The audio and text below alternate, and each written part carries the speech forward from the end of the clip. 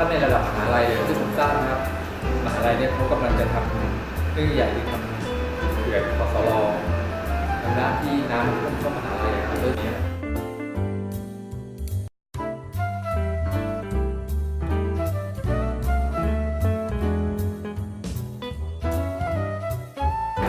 หม้อแปลงไฟฟ้าต่างๆจะย้ายให้สูงพ้นระดับน้ำประมาณกันว่าจะยกขึ้นไม่ต่ำกว่า3 เมตรทั้งหมดมหาลัยคณะเอกก็คงจะยกห้องเครื่องไฟฟ้าจากชั้น 1 ชั้น 2นะครับเท่าที่สามารถป้องกันได้ทุกคนแก้ปัญหาแบบเอาตัวเองทุกคนถมพื้นขึ้นหมดเลยแต่ประเด็นคือเราจะเอาเงินไปสู้กับเขาไหวไหมแล้วต้องทำอย่างนี้ทุกปีเลยเหรอเป็นหนี้เป็นล้านเลย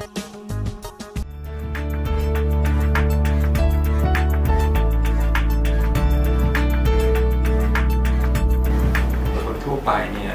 ก็ต้องคือจะไปหวังพึ่งจากการช่วยเหลือจากรัฐอย่างเดียวก็คงไม่ได้ก็ต้องรู้จักอยู่กับน้ำเองคงไม่ใช่เป็นลักษณะที่ป้องกันตัวแบบเป็นเสร็จน้ำไม่เข้าเลยแต่ว่าน้ำไม่เข้ามันก็จะเป็นเข้าที่อื่นอยู่ดีต้องเป็นลักษณะสภาพแวดล้อมที่เรียกว่าตัวเองต้องรับน้ำด้วยขณะเดียวกันตัวเองก็ยังอยู่ได้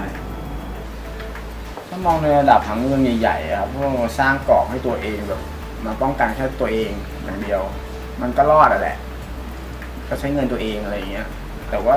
เขาเสียเงินให้กับส่วนรวมแล้วก็กั้นแล้วให้ส่วนรวมรอดเขาก็จะรอดไปด้วยมันน่าจะดีกว่าที่จะมาทำเพื่อตัวเองอย่างเดียวก็อยากให้มีวิธีป้องกันคือมีทางให้น้ำมันไปอะไรเงี้ยไม่เก็บกักมันไว้เยอะรู้ว่าเขื่อนเต็มก็ต้องระบายออกมันไม่ใช่มาเป็นมวลน้ำก้อนใหญ่ๆแบบนั้นมันไม่ใช่มันเดือดร้อนกันหมดอยากให้ทางอาจจะเป็นหน่วยงานที่เกี่ยวข้องกรมผังเมืองกรมทางหลวงหรืออะไรก็แล้วแต่เนี่ยลองดูซิว่า